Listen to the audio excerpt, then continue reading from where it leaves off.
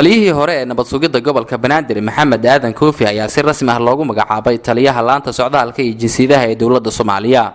wareegta ka soo baxday xafiiska ra'iisul wasaaraha Soomaaliya Mudane Cumar Cabdirashiid Cali Sharmaarke ayaa gaashaanle sare Maxamed Aadan Koofi loogu magacaabay xilka taliyaha laanta socdaalka iyo jinsiyadaha. madaxweynaha Soomaaliya Xasan Sheekh Maxamuud ayaa dhawaan waxa uu si rasmi ah xilka taliyaha nabad sugidda iyo sirdoonka qaranka ugu magacaabay General Cabdullaahi Gaafo Maxamuud oo bishii la soo dhaafay xilkan si ku meel gaar ah loogu magacaabay markii xilka laga qaaday General Cabdiraxmaan Tuuryare.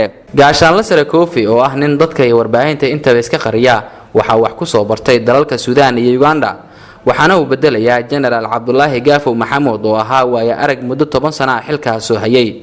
Maxamed Aadan Koofi oo ah nin dhalinyaro ah ayaa horey u ahaa madaxii ilaalada madaxtooyada Soomaaliya, sidoo kale sanadkii 2014 ayaa loo magacaabay xilka taliyaha nabad sugidda gobolka Banaadir, waxaana uu hadda ahaa taliyaha howlgallada ee NISA. Cabdishakuur Xuseen Shakra, Home Cable TV, Muqdisho.